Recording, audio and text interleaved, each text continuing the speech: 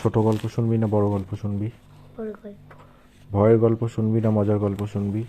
মজার। শোনা গল্প শুনবি না দুষ্টু গল্প শুনবি? শোনা। পশু গল্প শুনবি না টুসু গল্প শুনবি? ভালো। আচ্ছা, আজকে আমরা শুনবো তানির ডায়েরি। তানির একটু কষ্ট আছে জানিস তো মা, একটু কষ্ট কষ্ট আছে জানিস। শুনলে বুঝতে পারবি, গল্পটা শোন, মন দিয়ে গল্পটা শোন। এই যে বড় বনটা দেখছো, এতে হাজার হাজার গাছ আছে। শাল, সেগুন, আম, কাঁঠাল, কি ভালো ভালো সব গাছ। তার কাঠ দিয়ে কত কি জিনিস তৈরি হয়, জাহাজে করে বিলেতে যায় এসব কাঠ, তা জানো? তাইনি। তাই তানি বলছে, তানি তানি এই কথাগুলো বলছে। তানির ডায়েরি, গল্পটার নাম তানির ডায়েরি, লীলা মজুমদারের আরেকটা গল্প। তানি একটা জঙ্গলের কাছে থাকে, সেই একটা বনের কাছে থাকে, সেই গল্পটা বলছে। এই যে বনটা, বড় বনটা দেখছো, এতে হাজার হাজার গাছ আছে, শাল, সেগুন, আম, কাঁঠাল, কি ভালো ভালো সব গাছ।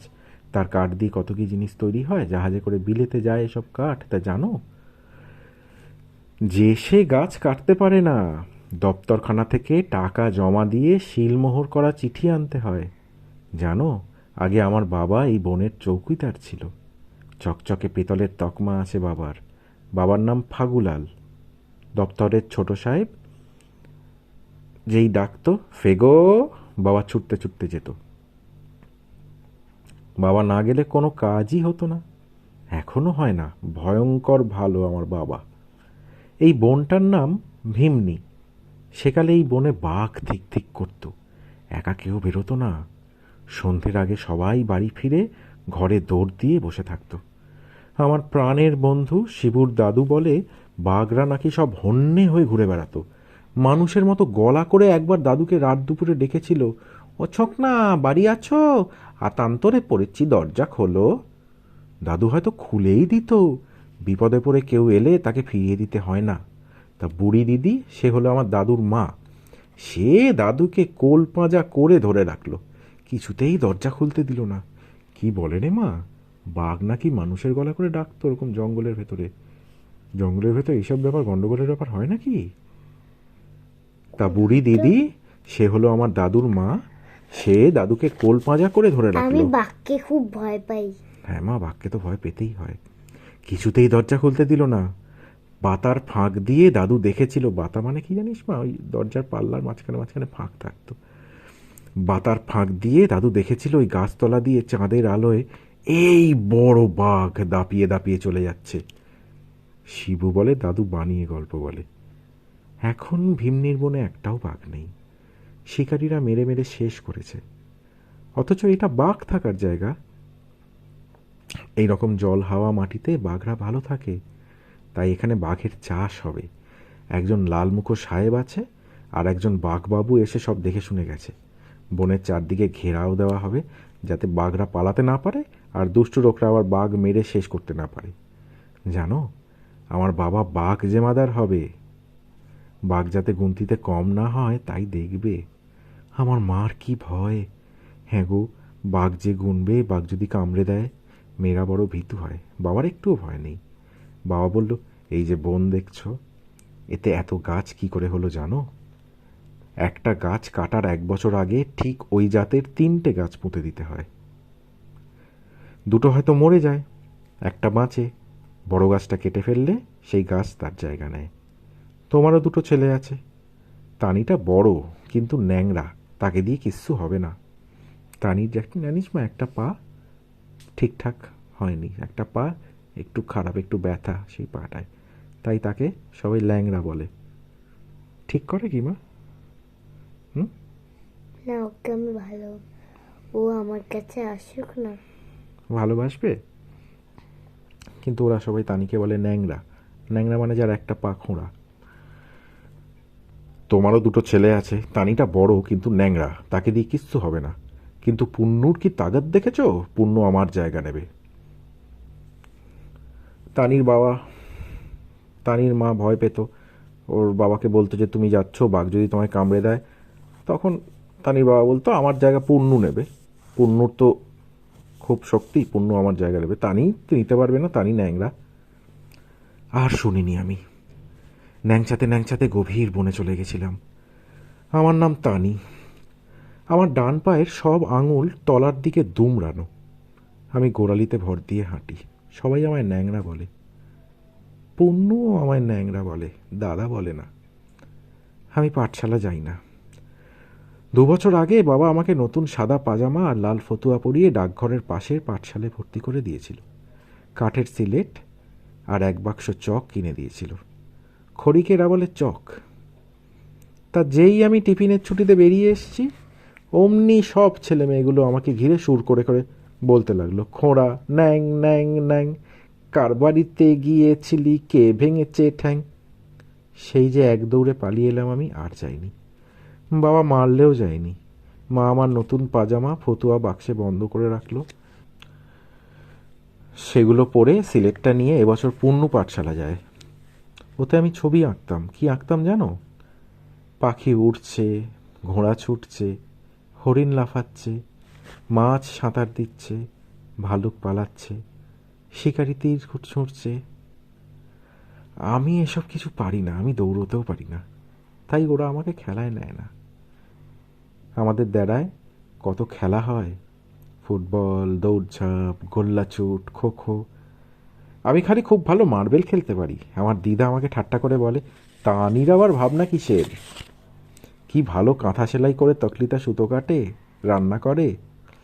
আমার গলা ব্যথা করে। আমি বনের মধ্যে পালিয়ে যাই। ভিমনির বনের মধ্যে আছে তরাই নদী। তার ধারে দুফালি বালি, তারপর টিলার গায়ে নোনা পাথর। জানোয়াররা সেখানে জল খেতে আসে।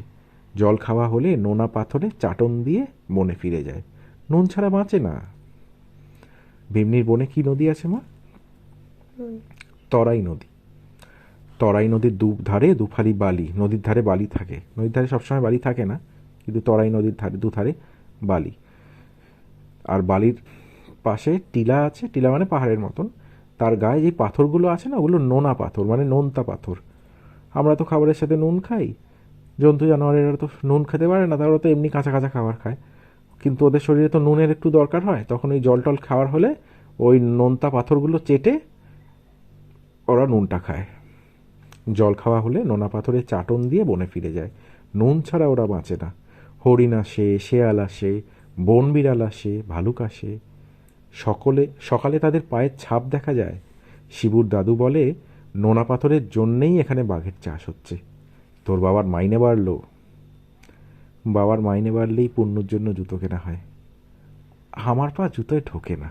ওরা ঠাট্টা করে আমাকে ফুটবল খেলতে ডেকেছিল। মাকুদা ওদের ক্যাপ্টেন, তার মস্ত বুট আছে। সে আমাকে বলল, তোকে জুতো কিনে দেয়নি তো কি হয়েছে, এই নে, এই বুট পরে তুইও খেলতে পারবি। যাইনি, বনে পালিয়েছিলাম। বনে একটা সুন্দর জায়গা আছে। মধ্যিখানটা একটা গোল গভীর পুকুরের মতো। তার ধারে বালি, তার ধারে কালো পাথরের চাই, চারদিকে বড় বড় বাঁশ গাছ। কালো পাথরের ওপর ছুটল চকমকি দিয়ে আমি ছবি এঁকেছি। চিল ছোঁ মারছে, হাতির পাল সুঁড় তুলে দৌড়চ্ছে, এই সব। তানি কি পারে মা ভালো? তানি কি ভালো পারে মা? মামা কাপড় সেলাই করছে। কাপড়, ওটা তো কাঁথা সেলাই করতে, ওটা ওর ঠাকুমা না দিদিমা ইয়ার্কি মেরে বলে। আসলে তানি কোন কাজটা ভালো পারে মা? হুম, ছবি আঁকতে পারে কি সুন্দর। ওর সিলেটে ছবি আঁকতো, তাই না মা? বনে একটা সুন্দর জায়গা আছে। মধ্যিখানটা একটা গোল গভীর পুকুরের মতো। তার ধারে বালি, তার ধারে কালো পাথরের চাই, চারদিকে বড় বড় বাঁশ গাছ। কালো পাথরের ওপর ছোঁচলো চকমকি দিয়ে আমি ছবি এঁকেছি। চিল ছোঁ মারছে, হাতির পাল সুঁড় তুলে দৌড়চ্ছে, এই সব। যা আমি পারি না, সব আমার আঁকার জানোয়াররা পারে। পাহাড়ি ছাগল পাথর বেয়ে ছুটতে ছুটতে পাহাড় চূড়ায় উঠে যাচ্ছে, এই আর কি।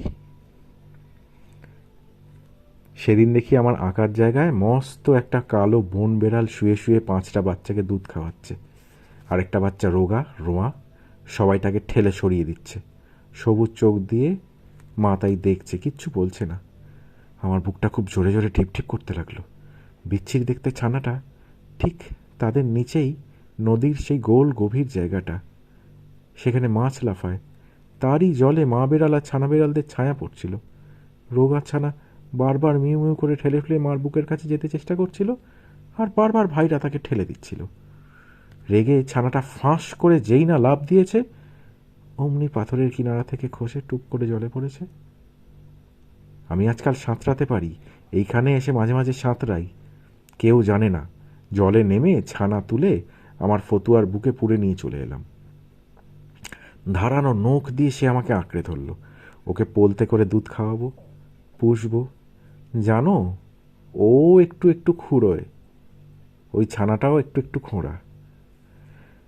রাতে সেই লাল মুখো সাহেব আমাদের বাড়িতে এসে বাবাকে ডেকে কি বলল। আমার ওপর বাবার কি রাগ! কালো চিতার ছানা নিয়েছিস? মাচা থেকে সাহেব দেখেছে, রেখেছিস কোথায়? ফতুয়ার ভেতর থেকে বের করে দিলাম। সাহেবের সঙ্গে সেই কালো মুন্সিবাবু ছিলেন। তিনি বললেন, তোর সাহস দেখে সাহেব চিতার মুখ থেকে ছানা তুলে আনলি? আমি বললাম, চিতা না, কালো বিড়াল, মস্ত বড়, ওকে কেউ চায় না। মুন্সি বললেন, সাহেব বলছেন তুমি ওকে চাও? তাহলে পুষতে পারো। কে ওর যত্ন করবে? আমি ভূষোকে আবার ফতুয়ায় গুঁজে রাখলাম। ওর নাম রেখেছি ভূষো। সাহেব হঠাৎ আমার সামনে হাঁটু গেড়ে বসে আমার ডান পাটা দেখল, তারপর আমার মাথা চাপড়ে দিয়ে গেল। রাতে বাবা বলল, সদর হাসপাতালে গিয়ে তোর পা ঠিক করিয়ে আনবো। মুন্সিবাবু সব বন্দোবস্ত করে দিচ্ছেন। বনে পালিও না, কালো চিতা ছাড়া আছে। বনের ওদিকটা ঘিরে দিলে জানোয়ারটা এদিকে আসতে পারবে না। তারপর 1 বছর কেটে গেছে। আমি আজকাল দৌড়ই। ওর পা ঠিক হয়ে গেছে মা, সাহেব হাসপাতালে গিয়ে ওর পা ঠিক করিয়ে দিয়েছে। তারপর 1 বছর কেটে গেছে। আমি আজকাল দৌড়ই, ভূষো দৌড়োয়। শিবুর দাদুর কাছে আমার লিখতে পড়তে শেখা হয়ে গেছে। সবাই অবাক। আমি স্কুলে যাই। বলিনি এই বোনটা বড় ভালো?